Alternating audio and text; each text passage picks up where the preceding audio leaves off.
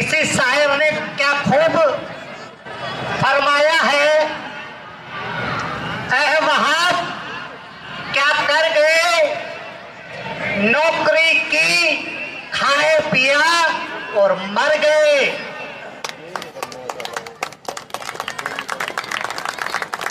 मुझे नहीं पता किसे अच्छा लग रहा है किसे बुरा लग रहा है, बाकी से अपनी बात को कह रहा हूं।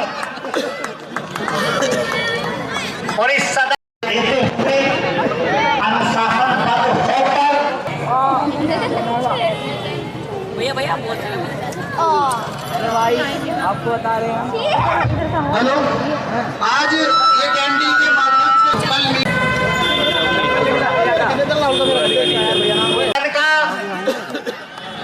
एक मार्मिक दृष्टांत के माध्यम से ध्यान आकर्षित करना चाहूंगा।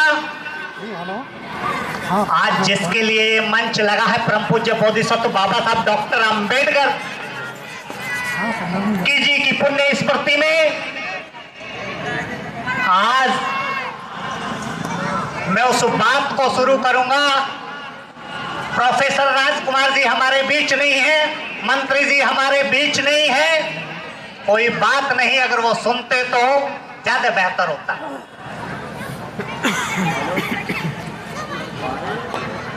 राजकुमार जी, मुझे बहुत कम संक्षेप मिला है और मैं जब अनुशासित तरीके से बोलता हूं तो मुझे आधा घंटा कम से कम चाहिए होता है। मुझे नहीं पता मेरे जैसा अगला सा भिक्षु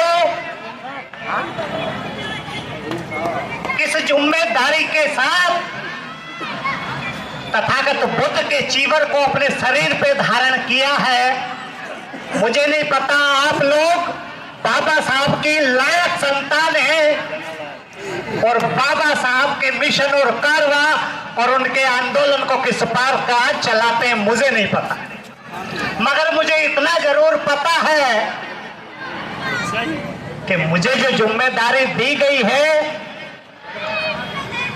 उस पर चलने के लिए संकल्पबद्ध कटिबद्ध हो। अनुशासन भिक्षु संघ के अनुशासन 227 नियमों का परिपालन करके अपने जीवन में उतार के कटिबद्ध हूं। एक छोटे से दृष्टांत से बात को शुरू करूंगा। एक बार पुनः संचालनकर्ता का ध्यान आकर्षित करना चाहूंगा, थोड़ा सा अवधि 3 मिनट और बढ़ाइए। सदन की अनुमति है मेरे जैसे अगले से भिक्षु को सुनने की? सुनने को बताएं। क्या शायर ने क्या खूब लिखा है, लगेगी आग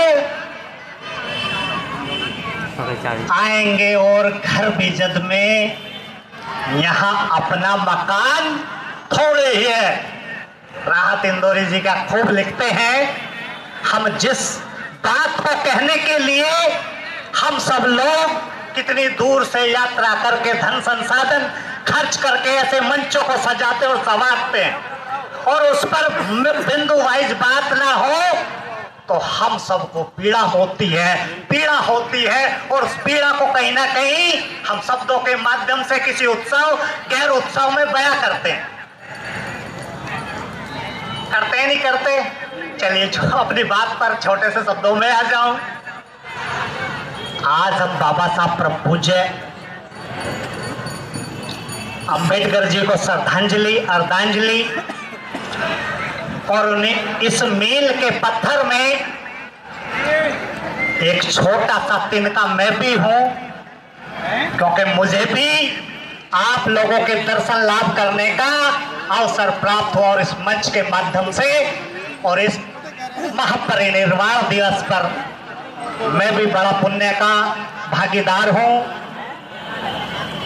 मुख्य बिंदु पर आता हूं।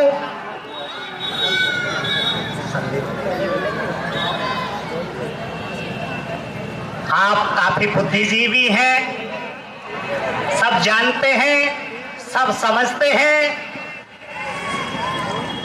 बाबा साहब के जो पीए थे नानक चंद रत्तू जी, बाबा साहब के दर्शन से जो मैंने पढ़ा है, अपने उद्बोधन में कह रहा हूं। जिस समय बाबा साहब का अंतिम समय था और वो अंतिम रात थी।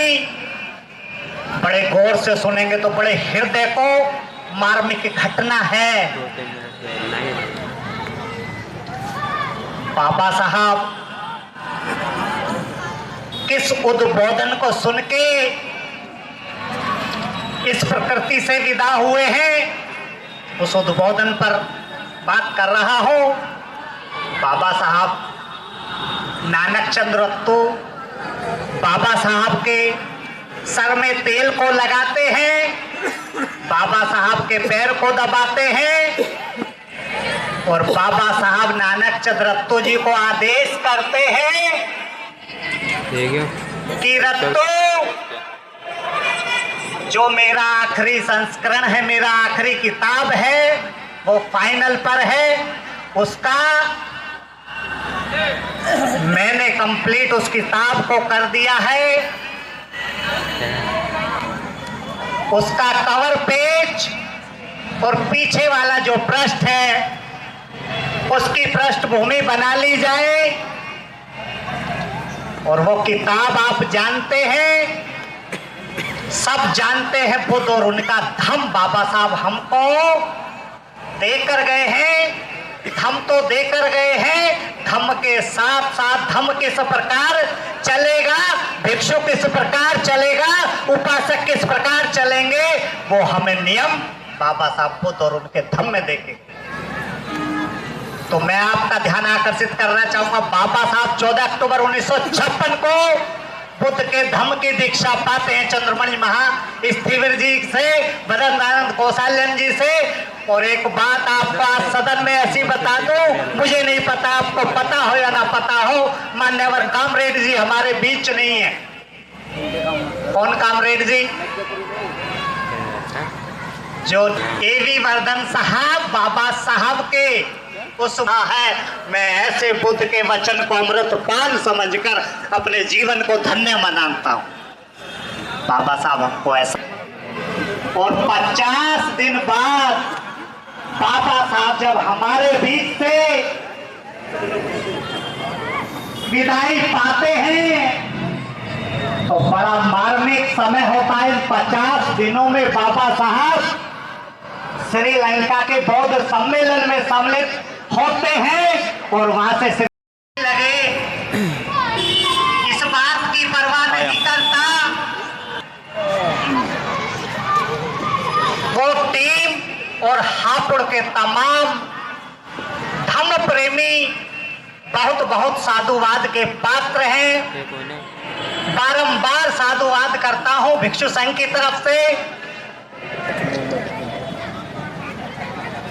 एक शेर के साथ अपनी बात को शुरू करूंगा। तय करेंगे, कोई फर्क नहीं पड़ता। हेलो,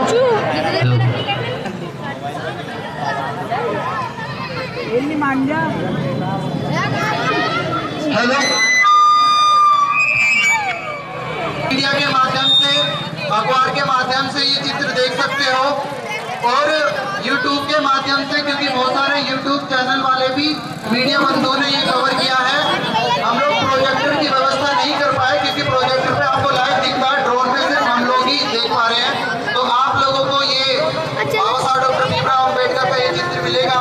कुछ लोग ऐसी चर्चाएं कर रहे थे कि बाबा साहब डॉक्टर अम्बेडकर के मरणोपरांत का महापरिनिर्वाण दिवस है, उस पर इतना बड़ा कार्यक्रम करने की क्या आवश्यकता है। तो जानता जब बाबा साहब जिंदा थे तो एक पत्रकार ने कहा कि आदमी मर जाता है लेकिन उसके विचार नहीं मरते।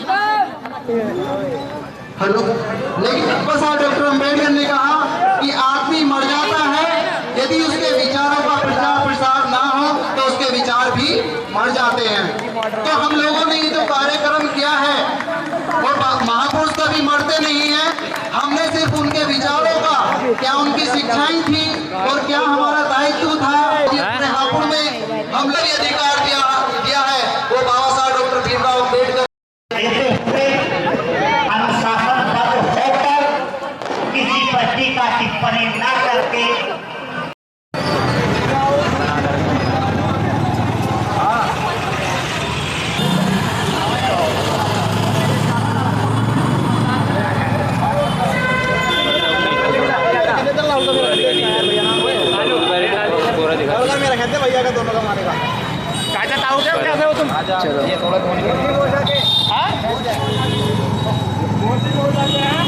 वाणी से जो समझाने का प्रयास किया है और बुद्ध के जो नियम हैं, जो संघ के विनय है, उनको सभी को पढ़ना जरूरी है।